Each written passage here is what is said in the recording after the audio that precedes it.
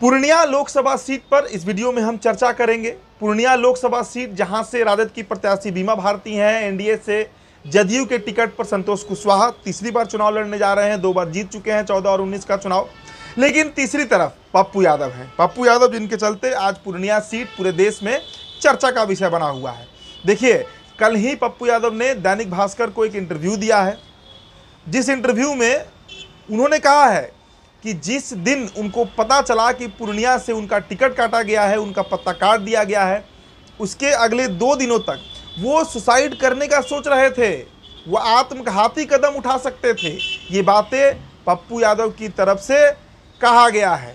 साथ ही साथ इस बात से भी पप्पू यादव इनकार कर रहे हैं। देखिए, एक खबर थी कि अखिलेश प्रसाद सिंह जो हैं कांग्रेस के प्रदेश अध्यक्ष, वो पप्पू यादव को लगातार फ़ोन करके पूर्णिया नहीं लड़ने की हिदायत दे रहे थे, मना कर रहे थे कि आप पूर्णिया मत लड़िए। लेकिन पप्पू यादव ने इस आरोप से भी सिरे से इनकार कर दिया। उन्होंने कहा कि मुझे किसी का भी फ़ोन नहीं आया है। तो आप समझिए कि पूर्णिया का गुणागणित क्या बैठ रहा है और किस तरीके से आज पप्पू यादव जो हैं वो सबसे बड़े हीरो बनकर पूर्णिया में उभरे हैं। देखिए, पूर्णिया लोकसभा सीट पर इस बार का चुनाव जो है वो रोचक दिखाई दे रहा है, क्योंकि कुछ सर्वेक्षणों के अनुसार इस सीट का परिणाम हैरान करने वाला हो सकता है।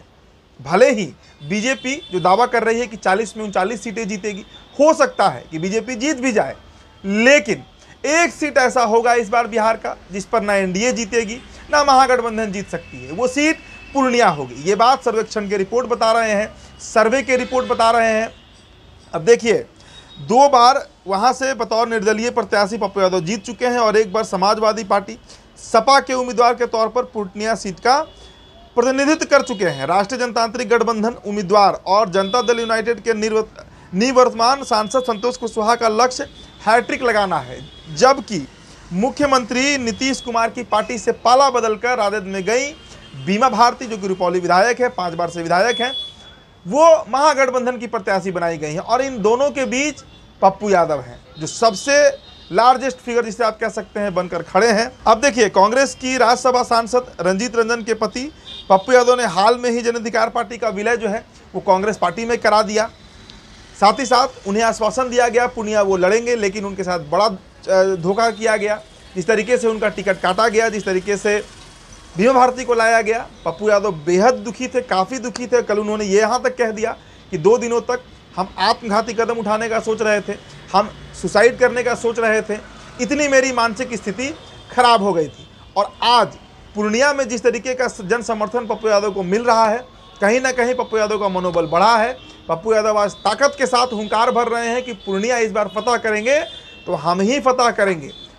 यही कारण है कि नीतीश कुमार को पूर्णिया में रोड शो करना पड़ा है।